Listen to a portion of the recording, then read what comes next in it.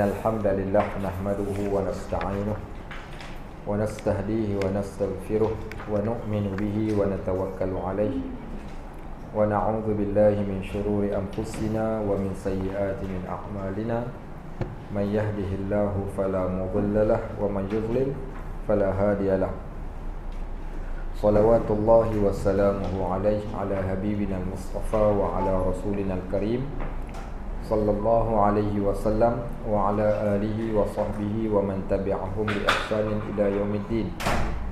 ربنا زدنا علما ينفعنا ربنا يسر ولا تعسر وتمم بالخير والحمد لله رب العالمين. وبعد. Baik muslimin dan muslimat rahimahumullah, alhamdulillah Allah izinkan kita menyambung kembali kitab Penawar Hati yang kita bacakan sebelum ini, kemudian kita berhenti sekejap sebab cikgunya tak ada. So cikgunya dah datang, kita sambung balik. Baik. So hari tu kita sampai dekat mana saya pun dah lupa. Muka surat 10. Muka surat 10 iaitu tentang telinga, tentang lidah. Baik, macam mana muka surat 10 ada lidah? Saya punya, muka surat 12 saya punya. Yang cetakan baru mungkin 10, saya punya pasal yang ketiga berkaitan tentang lidah. Start daripada awal ke hendaklah dipelihara lidah daripada yang dilarang. Okey. Baik. Barakallahu fikum. Baik, alhamdulillah Allah menjadikan kita orang yang Allah berikan nikmat anggota tubuh badan yang lengkap.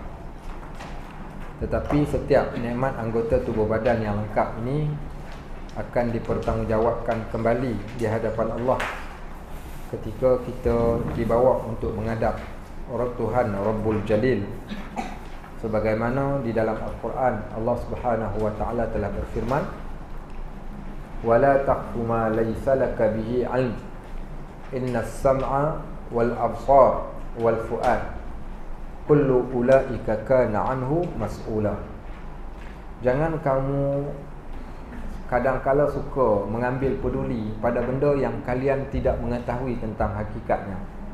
Ingat, apa yang kamu dengar, apa yang kamu lihat, semuanya akan dipertanggungjawabkan satu. Yang kedua datang daripada juga ayat Al-Quran. Allah Subhanahu wa taala menyebut, ma yulfidu minhu qaulin, tidaklah seseorang itu bila dia bercakap dengan lafaz yang disebut daripada menggunakan lidah nikmat yang Allah bagi, walaupun hanya dengan satu lafaz, tanpa bunyi, maksudnya tanpa perkataan, ada lafaz sahaja, illa melainkan bagi pertuturan percakapan lafaz tersebut, ladaihi bagi perkataan itu, raqibun atid, iaitu malaikat yang sentiasa bertugas sampai hari kiamat, yang berada di sebelah kanan dan di sebelah kiri manusia. Baik, maka bertitik tolak daripada dua ayat Al-Quran yang kita bacakan ini, dapatlah kita faham rupa-rupanya Allah ni bukan sekadar dia panggil kita macam dalam mahkamah kemudian dia tanya, tetapi yang lebih dahsyat, ditanya itu berdasarkan kepada setiap anggota yang melakukan perbuatan tersebut. Baik, Allah bawa lagi datang ayat yang lain supaya hati-hati manusia ni rasa gerun dan takut pada Allah. Akhirnya dia taat. Allah kata, al-yawma nakhtimu ala afwahihim wa tukallimuna aydihim wa tashhadu arjuluhum bima kanu yaksibun.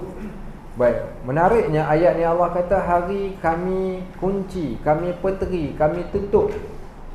Al-yawma nakhtimu ala afwahihim, kami Allah kata sendiri akan tutup mulut. Rupa-rupanya mulut ni Allah bagi bercakap ni ketika kat dunia, tapi sampai ke satu peringkat mulut tak boleh cakap lagi.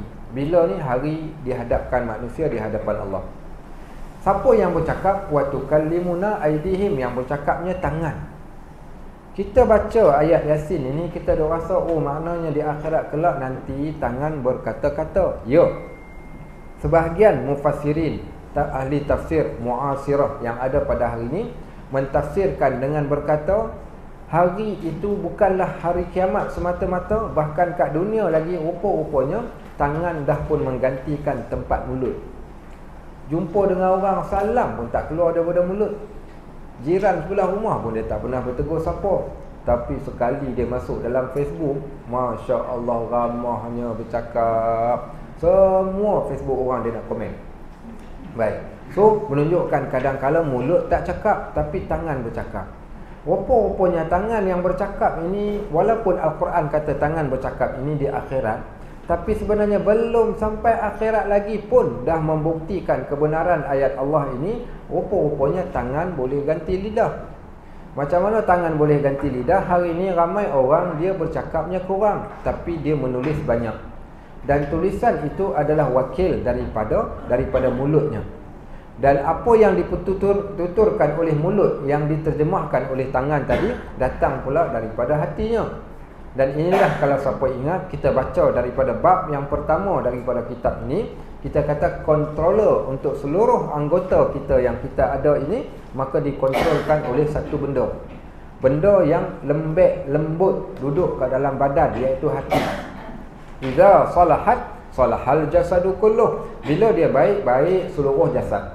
Wa idza fasadat fasada jasadu kulluh. Bila dia rosak, rosak seluruh jasad. Ala wahyal qalb. Dan itulah dikenali dengan hati. Baik, maka hati ini bersih dan kotor, menatijahkan baik dan buruk pada perlakuan kita yang diterjemahkan oleh setiap anggota tubuh badan.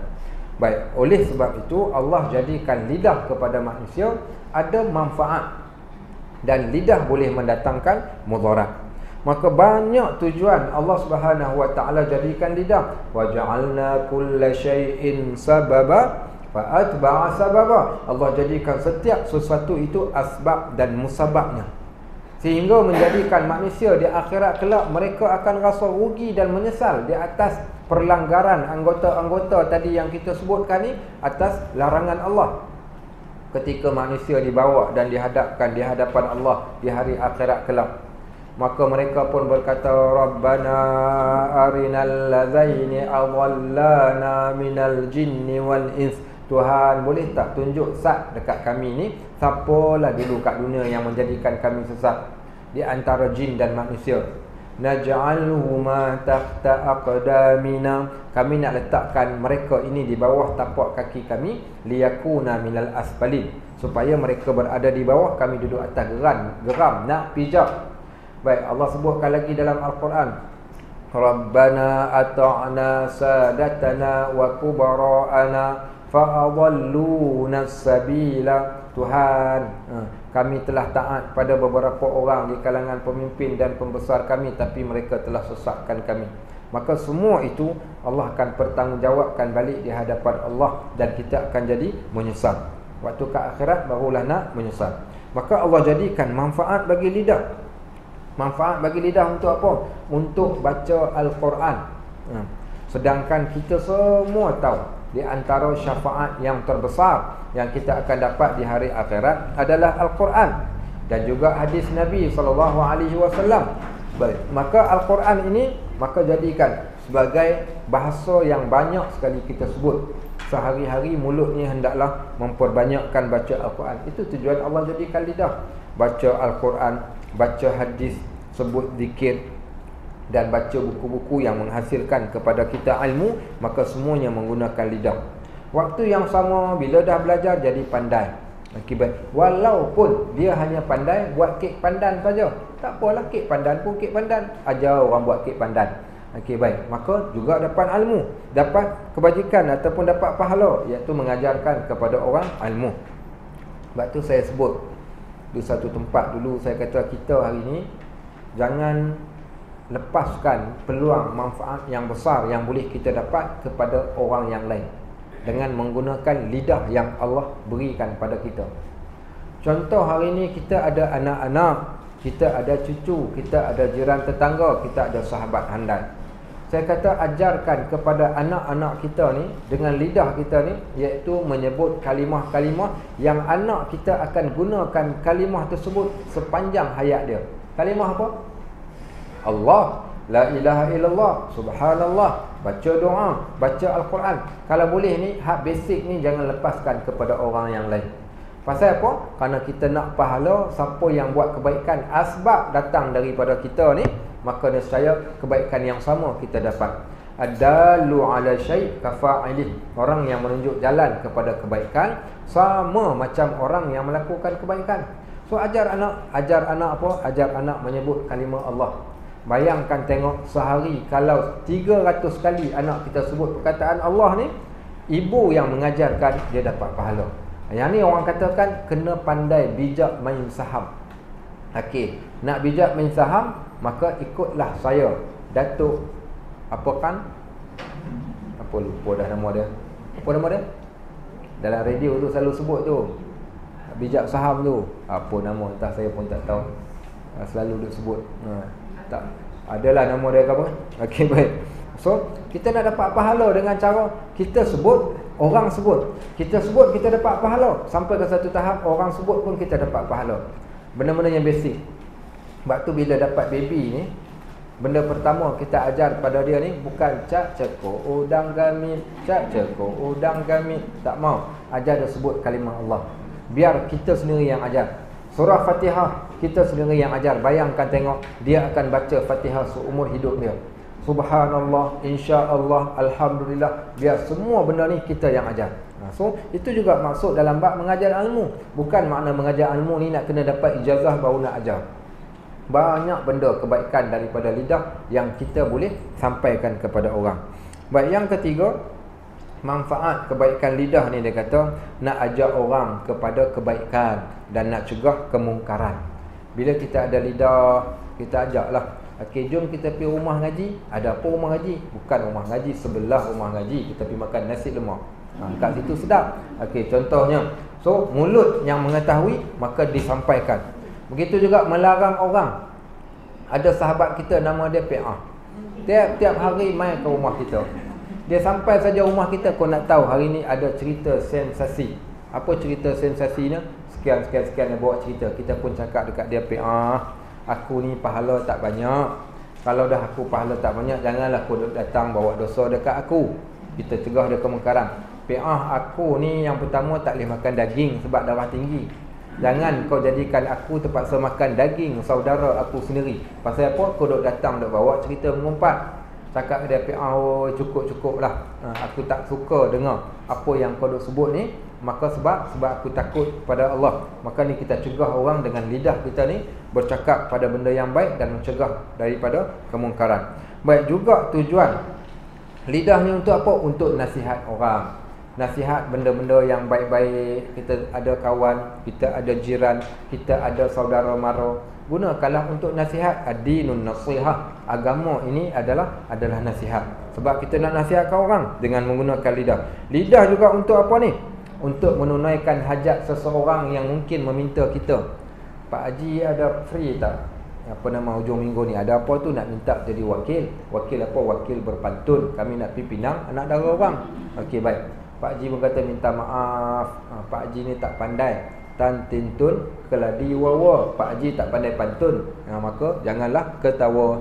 Okey, baik. Contohnya, so tak pandai, orang minta kita jadi wakil, nak mendamaikan dua orang yang bergaduh, maka menggunakan lidah.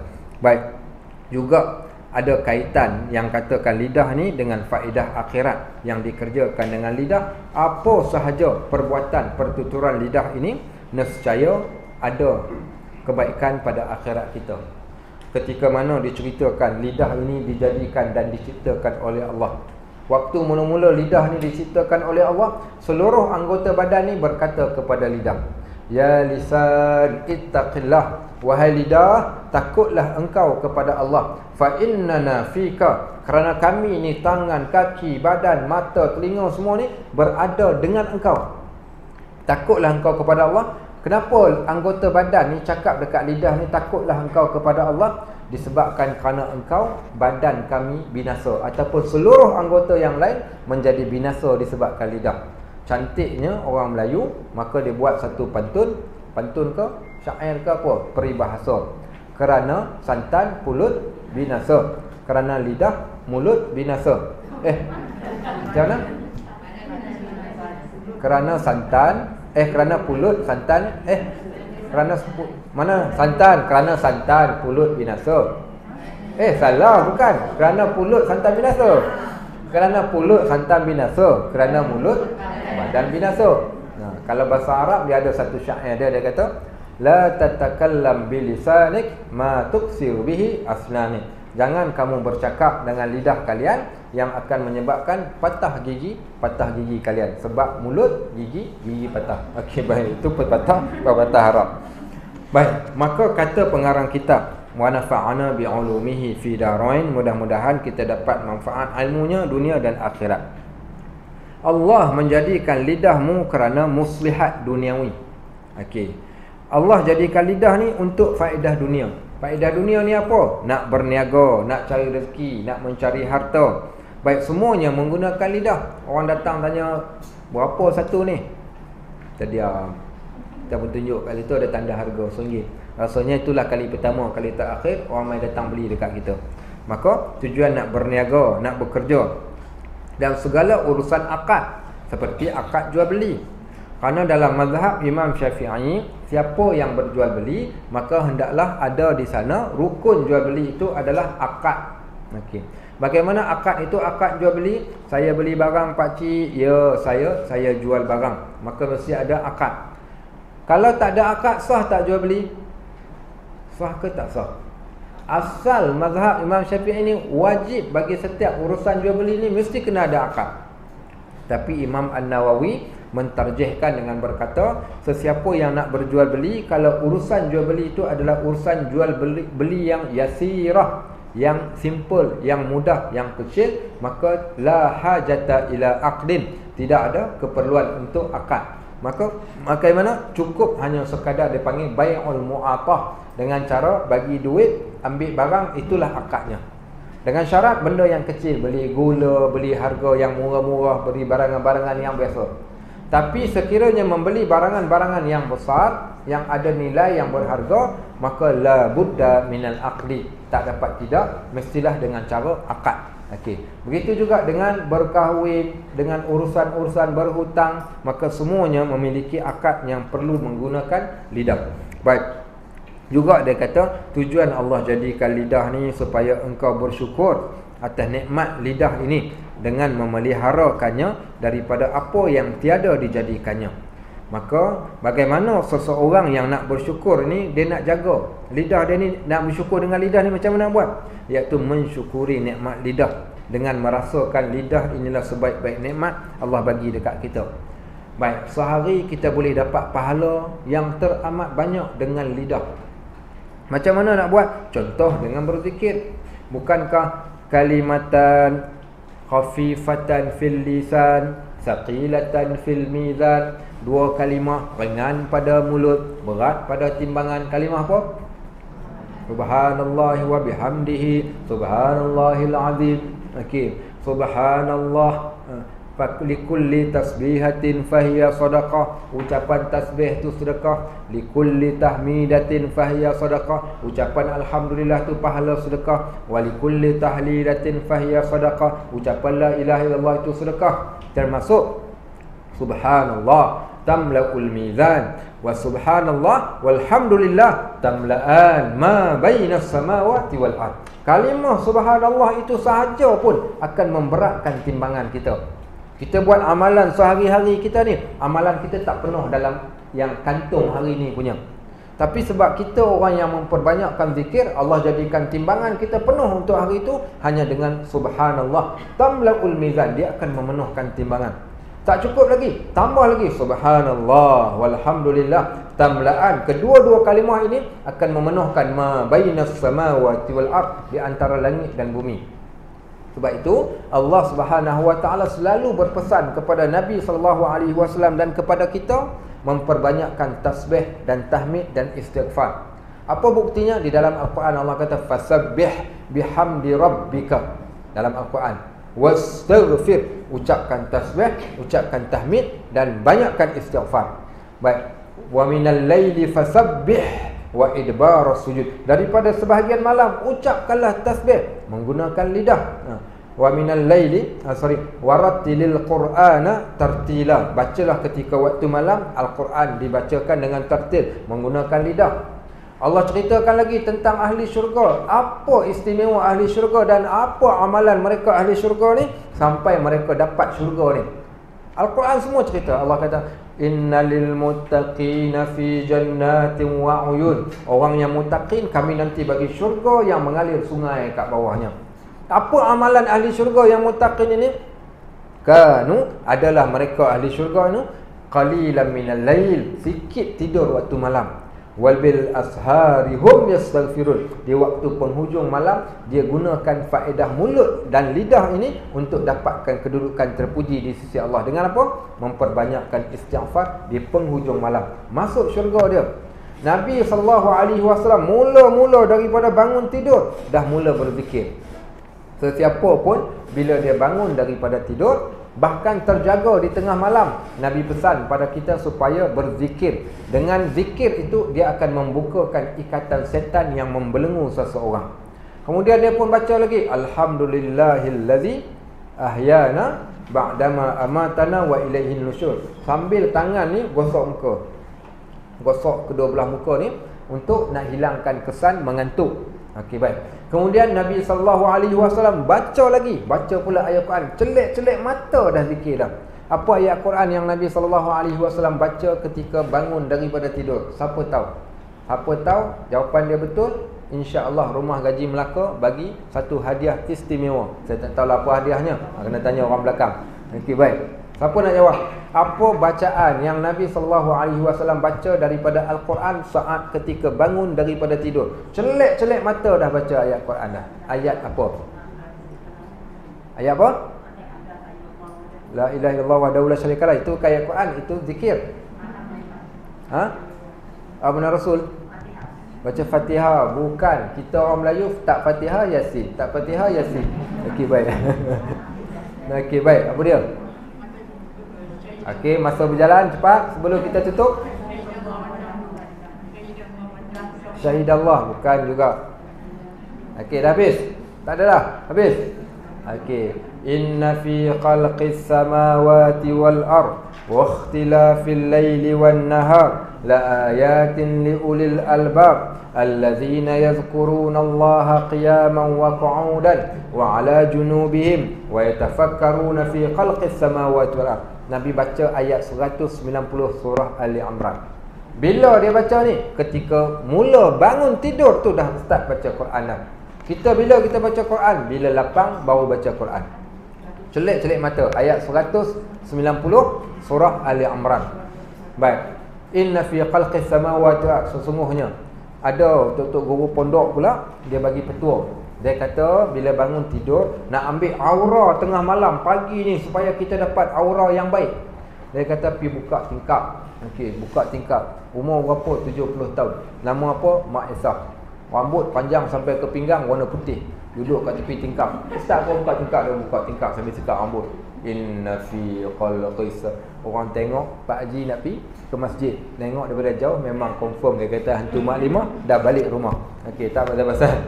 Okey, so buka tingkap, tengok suasana pagi ataupun tengah malam, tengok langit, ambil udara segar waktu malam tu. Bacalah pada waktu tersebut, sesungguhnya penciptaan langit dan bumi dan peredaran malam kepada siang la ayatin, petanda pada orang yang celik hati.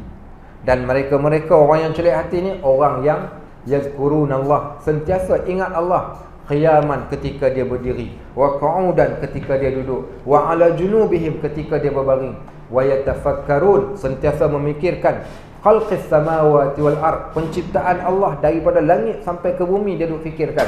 Akhirnya dia berkata, Rabbana, wahai Tuhan kami, ma khalaqta hadza batilan, engkau tak jadikan semua ini sia-sia. Subhanaka faqina azabana, maha suci engkau wahai Tuhan kami, peliharakan kami daripada azab api neraka.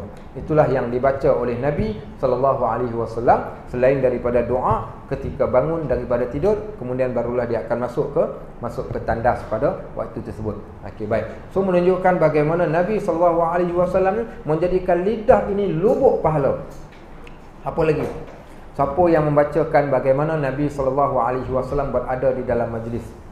Tidaklah baginda SAW akan diam di dalam majlis tersebut, melainkan diselang-selikan dengan zikir pada mulutnya.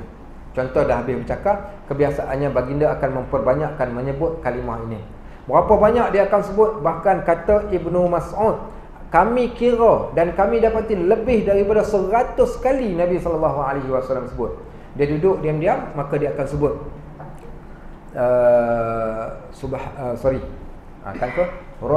Rabbighfirli wa tub alayya innaka antal ghafurur rahim.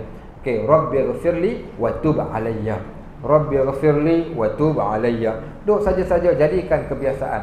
Kita nak bangun ni, bismillah. Okey, ataupun nak duduk, bismillah. Bangun, astaghfirullah. Nak berjalan, biasakan. Nak pindah senduk, tadi senduk duduk kat sini. Okey, baik. Kalau nak pindahkan senduk, subhanallah, angkat takkan sini. Nak pindah lagi pula, nak bergerak berjalan pula, Allahu akbar. Jadikan kelaziman mulut.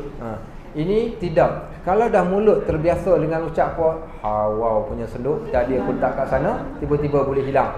Okey, baik. Tersepak bendul, lah hawau punya bendul. Okey, baik. Bila mulut dah terbiasa dengan perkataan tu, pantang, tersilap, tercuit sikit, itulah perkataan yang kita keluar. Nak tahu apa perkataan yang terbanyak kita sebut di mulut kita dan berada kat dalam hati kita, tengok waktu kita latah kita sebut apa. Kalau kita latah menyebut perkataan-perkataan carutan, itulah cerminan diri kita. Tapi kalau kita latah ataupun kita terkejut, kita menyebutkan kalimah zikir, menunjukkan itulah juga cerminan bagi diri kita. So, dia nak jadikan benda tadi itu habit. Dia nak kena buat selalu, buat acap kali. Biasakan latih diri untuk sentiasa mulut ini berzikir, sehingga kan dia tengok apa sekalipun, nescaya dia akan terkeluar perkataan pertama daripada mulutnya adalah zikir. Dan itulah dia Nabi kita Muhammad SAW, mulutnya sentiasa dibasahi dengan zikir. Maka kita nak jadikan kebiasaan macam itulah. Ada orang tanya, Ustaz nak tanya tips macam mana nak mati dengan menuturkan kalimah la ilaha illallah. Maka kita pun jawab, saya minta maaf, saya tak tahulah tipsnya pasal saya tak mati lagi. Akibat saya pun tak tahu nak jawab. Tapi kalau kita nak meninggal dengan mengucapkan kalimah tersebut, hendaklah membiasakan dan memperbanyakkan menyebut kalimah tersebut. Maka begitulah kita katakan dia punya perintahnya. Baik, sambung balik. Maka dia kata di sini, hendaklah dipelihara lidah daripada yang dilarang. Cara kita nak bersyukur ni, hendaklah kita jaga lidah kita ni daripada benda yang Allah larang. Apa yang pertama ni? Yang pertama ni adalah bercakap bohong. Bercakap bohong pada perkara dunia, berdosa. Lebih dosa lagi kalau bercakap bohong atas nama agama, lebih besar dosa. Maka berdusta ini termasuk di antara perkara-perkara dosa yang tercela.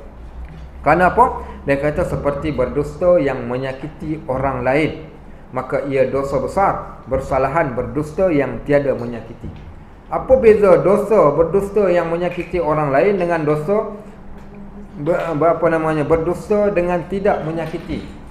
Berdusta dengan menyakiti orang lain ni, dia berdusta dengan mungkin, dengan dusta dia tadi itu memfitnah orang. Dengan dusta dia tadi itu menjadikan mudarat kepada orang yang lain. Okey. Contoh hari ni ada satu istilah. Hari ni orang tak panggil bohong tu dengan bohong, tapi dia panggil prank. Apa dia kata? Dia kata prank. Okey. Dia buatlah prank dekat orang sesuatu benda. Saya ingat kita dulu-dulu pun kita buat juga prank ni, tapi tak panggil prank, kita panggil acah-acah je. Tak pun main-main je, tak pun gurau-gurau je. Saya ingat saya buat beberapa kesalahan. Hari ni pun duk terbayang lagi kesalahan tu. Dulunya rumah saya ni kawasan kebun getah. Hutan, kebun getah depan, belakang kebun getah. Rumah kami tengah-tengah. Okey, baik. Nak pergi ke sekolah tu saya terpaksa berjalan 3 km. Pergi balik 6 km. Berjalan kaki keluar daripada kampung, masuk ke jalan raya, jalan kaki sepanjang jalan sampai ke sekolah, balik begitulah. Jadi dalam kebun getah ni, kalau musim kemarau, daun gugur. Jadi apa kita buat? Kadang kita duk pedajal orang-orang tua. Buat macam mana? Kita pergi korek tanah, letak ranting kayu, buah daun kat atas tu. Okey, baik. Kemudian apa buat? Dia lalu terpijak, ranting perak, gedemuk jatuh kat dalam lubang tu. Ya Allah. Baik, kita tipu tak? Tipulah tu. Letak daun, tapi sebenarnya lubang. Apa lagi saya buat? Saya ingat saya ada seorang orang tua ni, nama dia Haji almarhum Haji Mak Isa, kalau boleh minta ampun, minta maaf kat dia, saya nak minta maaf. Saya menyebabkan dia demam 3 hari. Akibat apa saya buat? Bulan puasa kita pergi sembahyang tarawih. Saya cakap dekat kawan saya, okey, kejap lagi, okey, aku naik kat atas pokok ciku. Pokok ciku ni rendang, dia tutup jalan, orang jalan kat bawah, pokok ciku kat atas. Saya kata kat kawan saya, kau naik kat atas pokok, aku tunggu kat bawah pokok. So aku bawa kain telekung mak aku pakai kain telekung. Kejap lagi Tok Wan, nama dia kami panggil Tok Wan Mak Isa, lalu dia datang naik basikal. Okey. So kau goyang pokok, aku keluar. Okey. Apa? Dia pun lalu kat bawah pokok. Kawan saya pun goyang pokok, saya pun keluar buat macam tu. Takutnya arwah Haji Mak Isa ni dia tendang basikal dia masuk dalam hutan, dia berlari balik. Tak apa, kita ingat habis dekat situ, kita mau duk ketawa.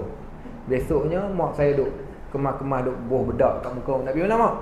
Nak pergi ziarah tu apa Tok Wan kau, Tok Wan Mak Isa tu asal. Katanya demam semalam serempak dengan hantu.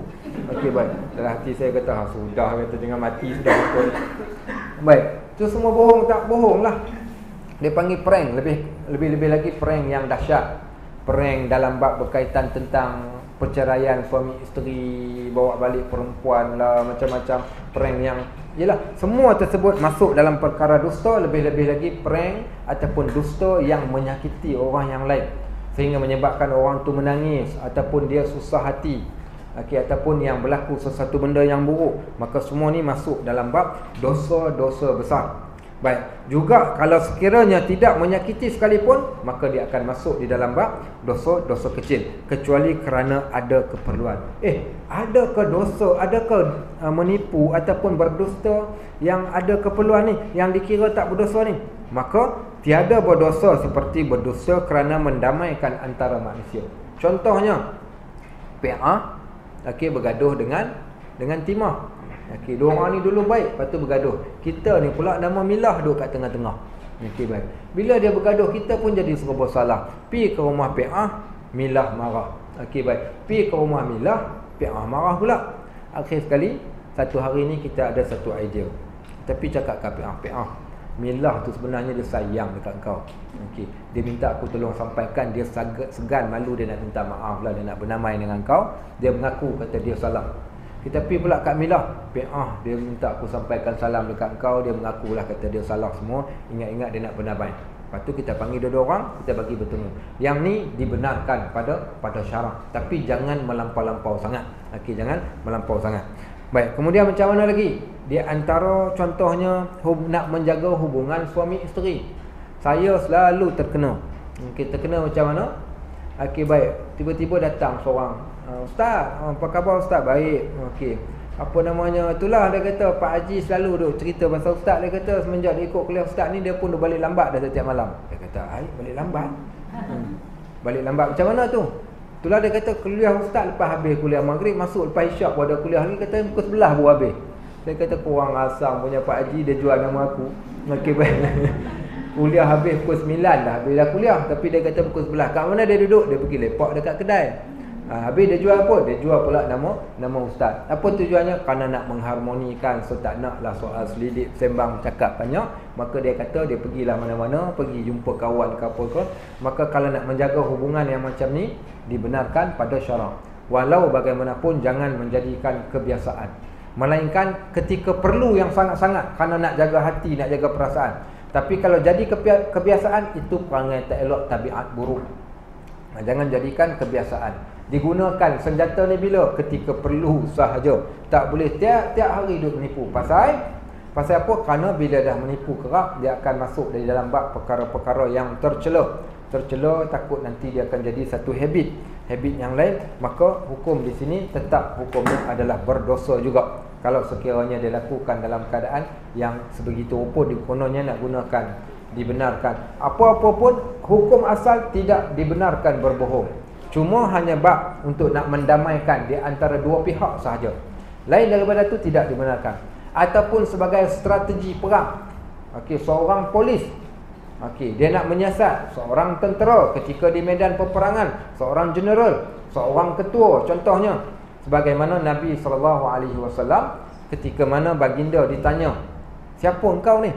Kalau Nabi cerita aku Nabi sekian-sekian, nescaya takut dibocorkan, akhirnya sampai kepada musuh. Maka kata Nabi SAW, ana minal ma', aku ni datang daripada air. Orang tu tanya lagi, mak ni satu tempat dekat Madian ke? Nabi SAW terus diam. Sebenarnya nampak macam tipu, tapi betul lah manusia kan datang daripada air. Tu orang panggil tauriyah. Apa dia tauriyah ni?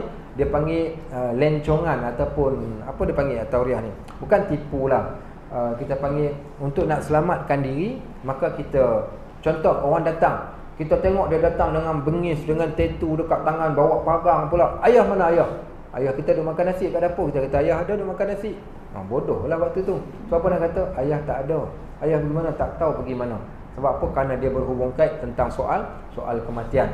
Maka itu juga dalam bab perkara-perkara yang dibenarkan. Apa lagi yang dibenarkan di dalam bab perkara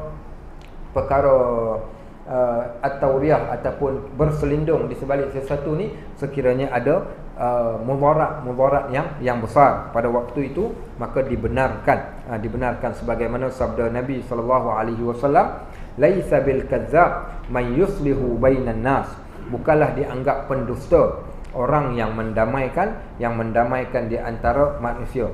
Hadis ini direkodkan oleh Imam Bukhari dan juga Imam Muslim, hadis daripada Ummu Kulsum. So dalam bab perdamaian, maka diharuskan bagi kita untuk bukan, saya tak suka dia bukan perkataan berdusta dekat sini. Kita katakan apa, helah. Dilakukan sebarang helah, tujuannya kerana nak menjaga hubungan tadi. Baik, ada tak dalil yang boleh kami guna? Baik, saya berikan dalil selain daripada hadis ni. Siapa pernah baca kisah tentang hijrah? Waktu Nabi SAW berhijrah, baginda berhijrah dengan Abu Bakar As-Siddiq radhiyallahu an. Pembantu-pembantu dalam operasi hijrah ni di antaranya Asma binti Abu Bakar, antaranya Abdurrahman bin Abu Bakar, antaranya Abdullah bin Uraiqid. Okey, baik, itu di antara nama-nama yang membantu. Kisah Asma binti Abu Bakar. Selepas Nabi SAW keluar, Abu Bakar dah keluar daripada rumah, datanglah Abu Quhafah. Abu Quhafah ni orang tua, bapa kepada Abu Bakar As-Siddiq. Dia ni tak masuk Islam. Dia masuk Islam ketika Fathu Mekah. Ketika cerita ni dia belum masuk Islam. Apa dia buat? Dia main rumah Abu Bakar. Dia tanya, mana Pak Hang pi? Okey, orang Kedah kalau bapa dia panggil Pak Hang. Pak Hang pi mana? Okey, maka jawablah semua. Dia kata dia diam. Jadi kata Abu Quhafah, aku tahu bapa engkau telah keluar bersama-sama dengan Muhammad melarikan diri. Apalah malang nasib kalian dapat bapa macam bapa kalian. Keluar tinggalkan korang begini rupa, sebatang kara, tak ada apa-apa, tak tinggalkan duit sedikit pun. Kata Asma, dia kata, ayah atuk, bapa tinggal duit dekat kami. Mana dia kata dia tinggalkan duit? Abu Quhafah ni mata dia buta. Jadi Asma ni dia masukkan ketulan-ketulan batu kat dalam satu uncang kain. Dia letakkan kat dalam satu peti. Dia pegang tangan atuk dia ni, dia pergi letakkan dekat atas uncang tu. Dia kata, atuk tengok ni, bapa telah tinggalkan kepada kami ketulan-ketulan emas. Kata Abu Quhafah, kalau macam ni dia tinggal, tak apa, dia nak pergi mana pun biarlah dia nak pergi. Okey, sebenarnya bukan ketulan emas, tapi yang ada itu adalah ketulan batu. Maka dalil di sini menunjukkan ada dibenarkan pada syarak tentang perbuatan tersebut. Tujuannya apa? Nak menjaga keharmonian dan sebagainya, maka dibenarkan. Bahkan dia kata di sana kadang-kala wajib berdusta. Wajib pula berdusta. Wajib macam mana ni? Bila melihat orang yang haram dibunuh. Macam yang kita ceritakan tadi lah. Ada orang datang nak membunuh. Dia ni adalah orang yang suka membunuh, orang yang keji, orang yang jahat. Bila dah tengok dia nak mengamuk, dia tanya orang seorang, kita nampak, tapi kita kata kita tak nampak. Maka wajib berdosa pada waktu tersebut. Maka wajib berdosa kerana melepaskannya daripada dibunuh oleh orang yang zalim itu tadi. Maka kita ada dosa berdusta yang masuk dalam kategori dosa besar, ada dosa berdusta yang masuk dalam bab dosa kecil. Dosa besar sekiranya menyakiti, dosa kecil sekiranya tidak menyakiti.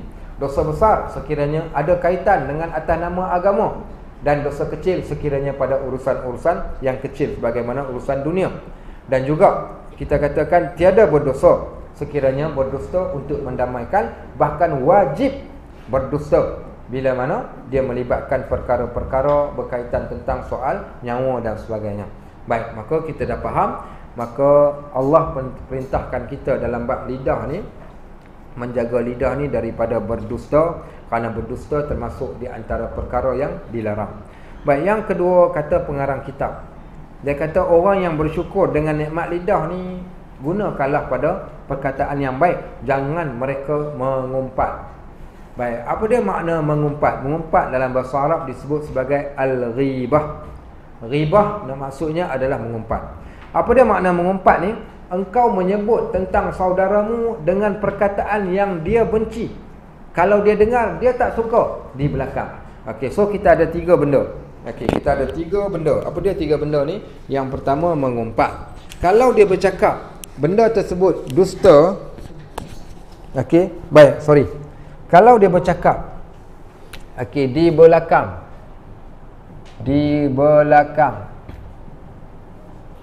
okey, di belakang, dan benda ni kalau betul, okey, tambah lagi aib, mengaibkan, okey, baik, tapi cakap di belakang, maka dia jadi apa? Jadi apa? Mengumpat. Baik, kalau dia cakap di belakang, benda ni tak betul, okey, salah, benda tu tak betul, okey, dia reka, tapi dia cakap di belakang, okey, tak kira lah, mungkin masuk tambah lagi benda tu yang mungkin mengaibkan, okey, tambah aib, dia jadi apa? Jadi apa? Cakap di belakang juga, benda tu tak, yang ni cakap di belakang, benda tu betul. Contoh, seorang perempuan lalu kat depan Nabi SAW. Perempuan tu jalan lalu, Nabi SAW duduk dengan Aisyah Ummul Mukminin radhiyallahu anha.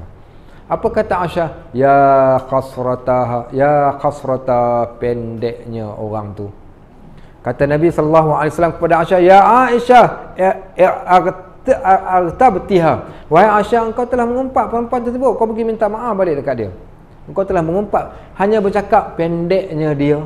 Okey, so menunjukkan fizikal seorang pendek, gemuk, kurus, panjang, capang, jongang, apa, penyek, apa semua benda yang kalau orang tu dengar kecil hati dia, dia tak seronok, maka kalau di belakang dia akan jadi mengumpat. Baik, tapi kalau dia cakap di belakang juga, tapi benda tu benda yang tak betul, tadi betul. Okey, sebab tu contohnya kita katakan seorang tu dia bawa monyet, buat buruk. Okey, buat buruk. Orang bawa buruk tak kat belakang ke kat depan? Kalau bawa buruk naik basikal, tak mana? Kalau dia letak depan ke belakang? Orang letak kat depan. Kenapa letak kat depan, dia tak letak belakang? Kalau letak kat belakang, orang panggil Pak Mat buruk. Okey, kalau dia nama Pak Mat, letak kat depan, orang panggil buruk Pak Mat. Okey, sebab tu bawa monyet letak kat depan. Okay, baik. Contohnya kita sebut, kita panggil sesuatu benda di belakang dia. Benda tadi betul-betul tak? Memang dia memang bela buruk. Okey, maka dikira sebagai mengumpat sebab disebut kat belakang, walaupun betul. Kalau tak betul, kita panggil fitnah. Okey, fitnah. Okey, kita panggil fitnah. Okey, sebut kat mana? Sebut kat belakang, bukan depan dia, kat belakang. Maka dia dinamakan sebagai fitnah. Dua-dua masuk dalam keadaan dosa besar. Baik, kalau di depan. Okey, depan. Dia bercakap benda yang tak kira sama ada betul tak betul, tapi dengan perkataan yang tak elok, yang tu kita panggil mencela, menghina, memaki. Itu secara depan-depan. Maka itulah kita sebut berkaitan tentang istilah ini. Baik, maka dia kata jaga lidah kita ni dengan cara syukur kepada nikmat lidah ni supaya jangan mengumpat. Iaitu engkau menyebut tentang saudaramu dengan perkataan yang dibenci. Jika didengari, dia dengar, dia rasa benci, maka haram dengan ijma' ulama', bahkan kebanyakan mereka mengatakan bahawa mengumpat adalah masuk dosa besar. Kenapa masuk dosa besar? Kerana Allah sebut tentang dosa ini. Setiap dosa, maka sebahagian daripada mufassirin mengatakan macam mana nak hukumkan satu dosa ini masuk dalam kategori dosa besar. Simple. Bila dosa itu disebut oleh Nabi SAW dan disebut oleh Allah di dalam Al-Quran, dalam hadis, maka confirm dosa itu dosa besar. dan disebutkan juga akibat daripada perbuatan tersebut, maka ketahuilah itu di antara dosa besar. Itu cara bagaimana nak kenal dosa besar dan juga dosa kecil. Baik, dia kata dosa mengumpat ni masuk dalam bab dosa besar sebab Allah sebut dan Allah janji akan seksaan kepada orang yang mengumpat ini kat dalam Al-Quran. Apa firman Allah? Surah Al-Hujurat. Surah ni surah yang bagus untuk kita tadabbur. Kerana surah ni cerita tentang adab dan etika bergaul dengan manusia. Surah Hujurat ni surah yang menceritakan tentang adab dan etika kita nak bergaul dengan manusia. Baik, apa firman Allah? Ya ayyuhallazina amanu jtanibu katsiran minadh-dhann. Orang yang beriman, jauhilah kalian semua ni. Jauhilah banyak kalian ni daripada bersangka-sangka. Okey. Iaitu bersangka-sangka. Sangka-sangka ni amat bahaya. Okey. Allah kata lagi inna ba'dadh-dhanni ismun. Ketahuilah sesungguhnya sebahagian daripada sangkaan itu berdosa. Tiap-tiap hari tengok cerita sinetron. Okey, cerita drama pukul 7. Sinetron drama pukul 7.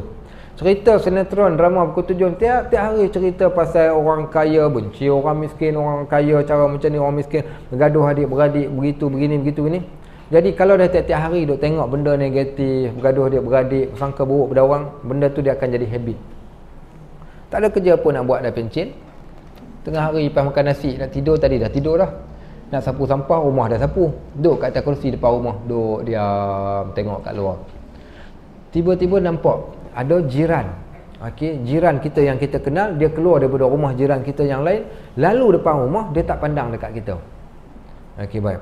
Setan pun datang. Hang tengok dia kata, "Peah ni kalau dia pergi rumah apa Milah ni, tak ada cerita lain, mesti dia sembang pasal hang." Buktinya dia keluar daripada rumah si Milah, dia tak toleh rumah hang. Tu tanda hati ni datang. Akhirnya dia pun buat apa? Dia pun nyanyi lagu, "Anak rusanani baru tumbuh ekor. Apa salah kami lalu tidak tegur." Sangkaan saja kawan tu tak tahu pun, ingat ke biasa kawan ni duduk tidur tengah hari, dia pun tak pandang, bukan tak disengajakan. Tapi kawan ni dah sangka, mengatakan kawan ni keluar pergi mengumpat rumah kawan tu, lalu kat depan rumah dia tak tegur dan sebagainya. Dan itulah dikatakan banyak daripada sangkaan itu adalah dusta. Saya waktu di MMU dulu, sampai waktu pagi ni kawan perempuan satu departmen, "Jip, dah sarapan belum?" "Belum lagi." "Jom pergi sarapan." Saya pun kata, "Kita berdua ke pergi sarapan?" Sebab dia perempuan, saya lelaki. Dia kata, "Kalau segan, ajaklah." Dia kata, "Kawan lelaki yang lain." Saya pun ajak, ada seorang lagi kawan saya lelaki, dia ajak lagi seorang, jadi 3 lelaki 1 perempuan. Dari segi fitnah mungkin tak akan berlaku lah pada anggapan kami. Keluar pergi makan dekat Subaidah. Makan kat Subaidah, kawan saya yang 2 lelaki lagi ni nak makan nasi, pergi cedok nasi. Saya pula dengan perempuan ni nak makan roti canai, jadi tak payah pergi cedok, duduk kat kerusi. Bila dia orang berdua bangun, tinggal saya dengan dia. Perempuan ni pula tak pakai tudung, rambut pula perang, pakai skirt. Jadi orang lalu kat belakang, orang nampak, mereka kata apa? "Kami jumpa Ustaz Najib duduk dengan perempuan seksi, okey, tak pakai tudung dekat Subaidah." Cerita pun tersebar. Bila cerita tersebar, saya nak salahkan orang, ya satu sudut mungkin, tapi saya yang mendedahkan diri saya kepada fitnah. Tapi sangkaan tu berlaku tak? Berlakulah. Orang dia tak tahu cerita, dia sangka pada apa yang mereka lihat. Apa saja yang mereka tengok, itulah sangkaan dia orang. Okey, baik. Sebab tu Islam larang kita ni daripada bersangka-sangka. Bersangka-sangka sehingga diwajibkan bagi setiap orang ni untuk at-tabayyun. Apa dia? Tabayyun. Tabayyun ni apa? Selidik terlebih dahulu. Baik. So Allah kata jangan bersangka-sangka, kerana kebanyakan sangkaan adalah dosa. Wala tajassasu, jangan intip. Bermula daripada bersangka-sangka, mula nak intip. Mula-mula sangka, dia ni kerja pakaian seragam, tiba-tiba tukar kereta, ini mesti makan duit haram. Okey, baik. Disebabkan oleh kerana macam tu, kita jadi tiap-tiap hari kita duk asyik, duk intip tengok dia. Pasal apa? Pasal sangkaan tadi. Bermulalah intipan. Disebabkan sangkaan, datang pula intipan. Sebab nak tahu cerita yang sebenar. Maka tajassus. Tajassus ni apa? Mengintip. Okey. Selepas daripada mengintip, tak jumpa cerita, apa kita buat? Kita mula mengumpat pula. Pasal apa geram? Alalang, kerik je lah cerita. Aku tahu, aku tengok dia keluar masuk, aku tahu rumah dia pukul berapa. Dah mula start mengumpat pula. Bermula daripada sangkaan, pergi kepada mengintip, akhirnya kepada mengumpat. Asal simple saja, kecil saja. Bermula daripada mana? Hati busuk. Lepas hati busuk, dia pergi pula kepada mata. Lepas mata mungkin pergi kepada kaki. Akhir sekali mulut menterjemahkan apa yang berada kat dalam hati kita pada waktu tersebut. Maka semuanya jatuh dalam bab perkara dosa. Waktu kisah Umar Al-Khattab radhiyallahu an, satu kisah yang menarik untuk kita tekuni dan teladani. Umar ni dia seorang pemimpin yang cakna akan rakyat. Dia cakna sungguh-sungguh ni. Apa dia buat? Tiap-tiap malam dia akan berjalan tengok dalam bandar kalau ada rakyat dia yang susah. Baik, kemudian satu malam ni dia panjat daripada satu bumbung ke satu bumbung sebab nak tahu aku ada rakyat dia susah ni dia boleh bantu. Sampai kat satu rumah ni tiba-tiba dia ternampak daripada atas seorang lelaki sedang minum arak dalam rumah dia. Apa dia buat? Terjun masuk dalam rumah kawan tu, aku dapat tangkap engkau minum arak, benda yang Allah larang, dan aku akan dakwa engkau atas kesalahan dan dosa yang kau telah lakukan. Kata peminum arak ni, sabar dahulu wahai Amirul Mukminin. Ya betul, aku tidak nafikan aku melakukan satu kesalahan dengan meminum arak. Tetapi pada waktu yang sama engkau telah melakukan 3 kesalahan besar. Aku 1, engkau 3. Mana lebih banyak? Kesalahan aku dan kesalahan engkau. Terkejut Amirul Mukminin, bagaimana mungkin aku main nak tangkap dia? Dia kata aku yang salah. Kata dia, apa kesalahan aku? Jawab lelaki tersebut, bukankah Allah melarang engkau daripada 3? Melarang apa? Yang pertama, jangan masuk mana-mana rumah melainkan dengan bagi salam. Ya ayyuhallazina amanu la tadkhulu buyutan ghaira buyutikum hatta tasta'nisu wa tusallimu ala ahliha. Janganlah wahai orang yang beriman kamu masuk pada mana-mana rumah melainkan minta izin dan bagi salam. Engkau mungkin bagi salam tapi engkau tak minta izin aku untuk masuk dalam rumah aku. Salah pertama. Allah dah sebut, engkau langgar. Yang kedua, Allah sebut dalam Al-Quran, fa'tul buyuta min abwabiha wala ta'tul buyuta min waraiha. Masuklah rumah melalui pintu hadapan, jangan masuk melalui pintu belakang. Engkau pintu depan pun tak, pintu belakang pun tak, kau masuk daripada atas rumah aku. Kesalahan yang kedua. Kesalahan yang ketiga, Allah larang juga, wala tajassasu, janganlah kalian mengintip-ngintip. Maka engkau telah datang dan mengintip aku, maka 3 kesalahan. Akhirnya Umar Al-Khattab mengakui akan 3 kesalahan dia tu tadi. Sebab tu hukum orang yang mengintip maksiat yang dilakukan oleh seseorang. Maka di sana habis tu macam mana geng pencegah maksiat? Pencegah maksiat ni kerja dia hanya boleh pada tempat-tempat yang dia rasa tempat tersebut adalah tempat yang berlakunya kemungkaran.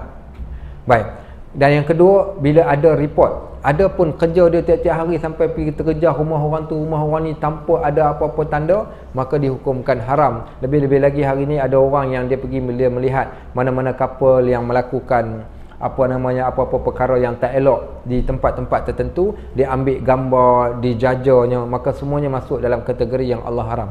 Sebab tu dalam perbicaraan mahkamah pun sepatutnya tertutup. Ketika masuk dalam media pun sepatutnya kita katakan pelihara aib. Ya, dia melakukan kesalahan, tetapi memelihara aib orang tu masuk dalam bab yang wajib untuk kita pertahankan. So ayat ini menyebut jangan bersangka buruk, jangan mengintip dan jangan mengumpat. Dan dosa daripada mengumpat tu, ayuhibbu ahadukum an ya'kula lahma aqihi maitan fakarihtumuh. Dia kata, sukakah kalian kamu makan daging saudara kamu sendiri, daging yang orang yang dah mati? Nescaya kamu takkan suka. Macam itulah orang yang mengumpat. Wattaqullah, bertakwalah kamu kepada Allah, takutlah pada Allah. Innallaha tawwabur rahim, sesungguhnya Allah penerima taubat dan amat pengasihani.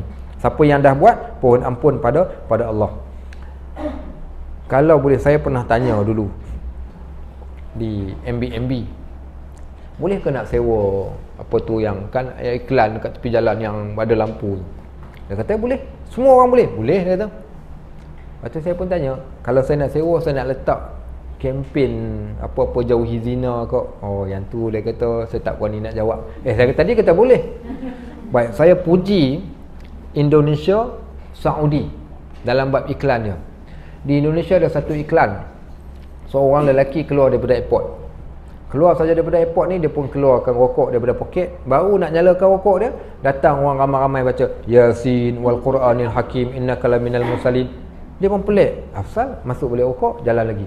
Jalan-jalan dia tengok dah tak ada orang dah. Keluar nak nyalakan, datang pula orang ramai-ramai baca Yasin. Last kali dia tulis kat atas tu, bacalah Yasin kepada orang yang nak meninggal dunia. Okey, merokok akan mengakibatkan sekian-sekian. Iklan yang bagus, iklan di Saudi. Perempuan 3-4 orang bersembang-sembang sama-sama dia orang. Okey. Kemudian tiba-tiba ada seorang kawan dia bawa datang satu mangkuk berisi daging mentah. Kemudian semua buka ambil daging tu pekat makan. Dan dia tulis kat atas tu, okey, jangan mengumpat. Sudi nak ke kalian makan daging saudara kalian sendiri, maka umpatlah kalau nak macam tu. Dia buat iklan dekat TV pada waktu-waktu yang tertentu. Saya kira ni iklan-iklan yang baik yang datang daripada syarak. Tapi cuma kita mungkin ada ramai lagi yang tak tahu kesan dia. Maka sepatutnya diwar-warkan benda-benda yang sebegini rupa. Maka larangan untuk mengumpat sebab Allah larang dan disebut dosa. Yang kedua kata Nabi SAW, Iyyakum wal ghibah. Kalian dilarang untuk mengumpat. Fa innal ghibah, kerana mengumpat itu asyaddu minaz zina, lebih dahsyat lagi daripada zina. Macam mana pula? Qila lahu kaifa ya Rasulullah. Dia orang tanya, ya Rasulullah, macam mana pula mengumpat ni lebih besar daripada zina? Maka kata Nabi SAW, innar rajula qad yazni wa yatub. Ada seorang lelaki, dia mungkin berzina, akhirnya dia bertaubat, fayatubullahu alaih. Allah terima taubat dia. Wa inna sahibal ghibah, adapun orang yang mengumpat, la yughfarulah, dia tidak akan diampunkan dosa dia mengumpat tu tadi, hatta yaghfira lahu sahibuhu, sehingga orang yang dia umpat itu memaafkan kesalahan dia tadi.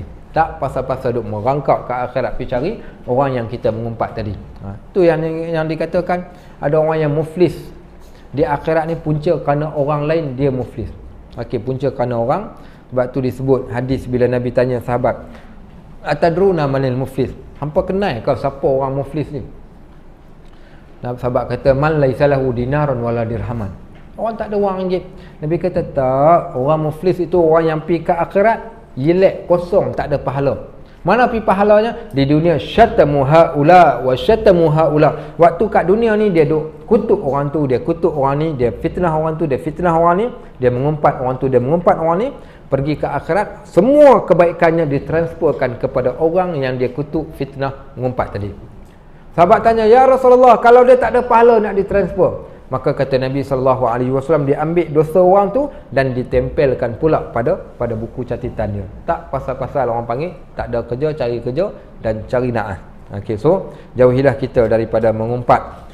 Cuma nanti insya-Allah pada minggu akan datang, kalau saya ingat, kalau saya tak ingat tolong ingatkan, ada tak mengumpat yang dibolehkan Ustaz? Kalau ada, kami nak pilih yang boleh tu.